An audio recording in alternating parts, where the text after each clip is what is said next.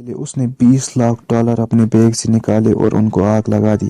ये हरकत जिस शख्स ने की थी उस शख्स की 1 साल की कमाई मैकडॉनल्ड्स के पूरे साल की सेल से भी ज्यादा थी। नाजरीन, दुनिया के अमीर तरीन लोगों की लिस्ट में एक नाम शामिल नहीं हो सका और वो नाम है Pablo Escobar. Pablo Escobar late 90s के दौर में कोकीन, ड्रग्स और दुनिया में कई जराइम का बादशाह हुआ करता था। एक्सटॉर्शन, स्मगलिंग, किडनैपिंग और आर्म डीलिंग भी करता था। एस्कोबार के ड्रग स्मगलिंग नेटवर्क ने इसको हद से ज्यादा अमीर बना दिया था। बेशक इसकी वजह से कई अनगिनत जानें तबाह हो गई और उसका कमाया हुआ पैसा गैर कानूनी तरीके से कमाया हुआ था, लेकिन 1992 में पैब्लो एस्कोबार $30 बिलियन का मालिक था। ब्रूनी के सुल्तान के बाद पैब्लो दुनिया का दूसरा अमीर तरीन शख्स था। अगर पैब्लो आज जिंदा होता तो आज उसके $30 बिलियन $58 बिलियन के बराबर होते और पैब्लो दुनिया का 8वां अमीर तरीन इंसान होता।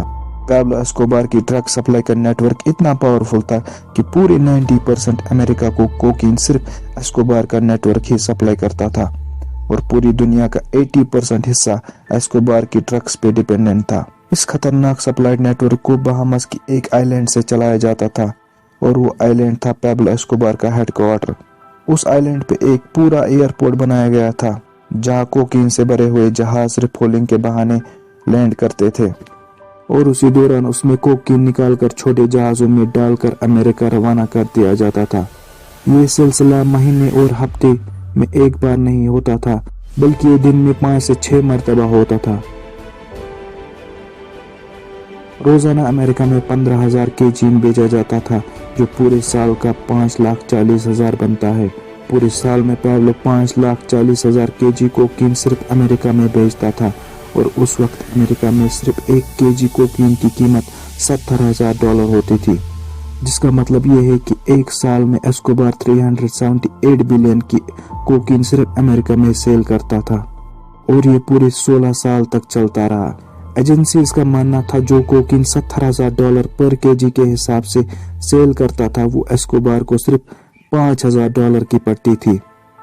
पैब्लो एस्कोबार पायलट्स को सिर्फ एक फ्लाइट के लिए $5 लाख देता था। इसके अलावा रिश्वतें देने के बाद भी एस्कोबार को $60 मिलियन सिर्फ एक दिन में बचता था, जो साल के $22 बिलियन होते हैं। इन पैसों के ज्यादा होने का अंदाजा ऐसे लगाया जा सकता है कि मैकडॉनल्ड्स ने साल 2022 में $21 बिलियन की सेल की और पैब्लो एस्कोबार का 1980s में एक साल का प्रॉफिट $22 बिलियन होता था, यानी मैकडॉनल्ड्स की दुनिया भर की सेल से भी ज्यादा। और जाहिर है ये पैसा पैब्लो एस्कोबार हार्ड कैश की सूरत में रखता था। उन पैसों की घड़ियां बनाने के लिए $1,000 के रबर बैंड आते थे। $1,000 के सिर्फ रबर बैंड, यानी महीने के $3,000 और साल के $3,65,000 के सिर्फ रबर बैंड आते थे।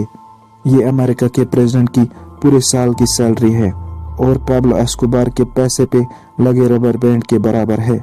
जाहिर है इतना सारा पैसा पैब्लो बैंक में नहीं रखता था, पर इन पैसों की स्टोरेज के लिए इस आइलैंड पे बहुत बड़े बड़े गोडाउन्स बनाए गए थे, जिनमें ड्रम्स के अंदर ये कैश रखा जाता था। स्टोरेज के इन पैसों का 10% सालाना या तो चूहे खा जाते या फिर पानी की वजह से गल सड़ जाते थे।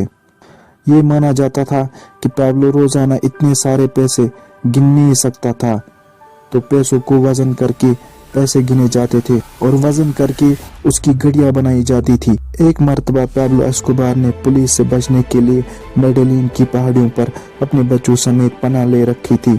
उस वक्त उसकी बेटी को सर्दी लग गई।